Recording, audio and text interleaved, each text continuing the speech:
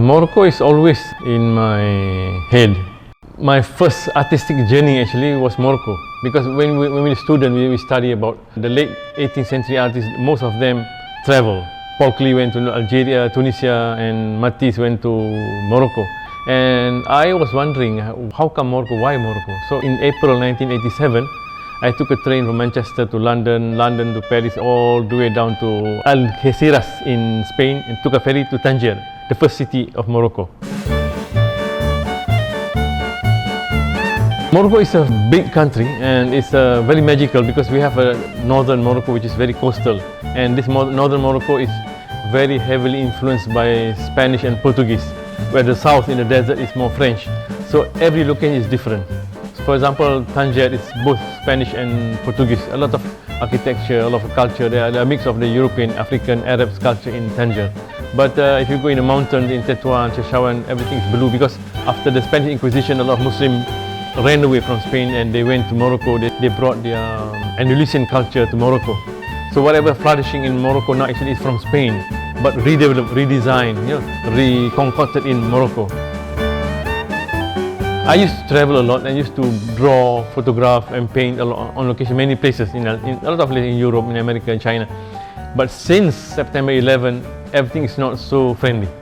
People are suspicious. Yeah? You create attention unnecessary to yourself if you sit down with a camera, with a sketchbook under a bridge or near a fortress. So I have to be very smart, very intelligent in choosing my location, predetermine methodology where I have to paint. Sometimes I need to have permit also. I want to put on my camera. I want to stay after for example, in a mosque, in a big mosque in Fez, when everything is the prayer is finished. I say I want to sit here for a while, take pictures and draw, and I have to seek permission. It's just about practical reasons. Yeah. In this series, I actually go and paint a location. I make my own watercolor markers. I bought that empty markers. I mix my colors and use the markers, and I use them to draw, to sketch, and also a big bowl, big palette where I splash color on the spot. And to bring some atmosphere, some unique in the street, I add some local sand. I even bought some local paint pigment where they paint furniture and paint houses. I mix my water because it's just dry pigment. I can mix with water or oil as I need it. So some of the blues, some of the reds, I actually bought in Morocco. The spontaneity of watercolor, the freshness of watercolor, and in the desert, in the mountain air, it dries very fast. It's just practical reasons. I think watercolor should be brought up as a main medium as well. People can do serious work in watercolor, so that's what I'm trying to do. You cannot omit the process of drawing and sketching on location. It gives you a different sensation. You observe and you paint and you draw with a pen or pencil, and it gives you that immediate interpretation of what you are seeing.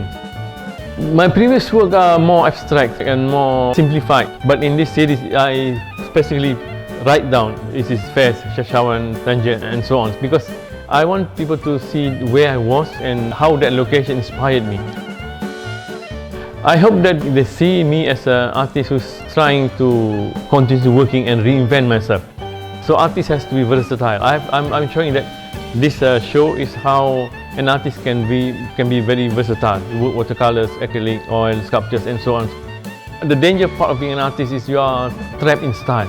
Your art will be stagnant. You come to a plateau where your art is not exciting anymore. It's nice, it's beautiful, but it doesn't create any visual trauma. People don't talk about your work anymore.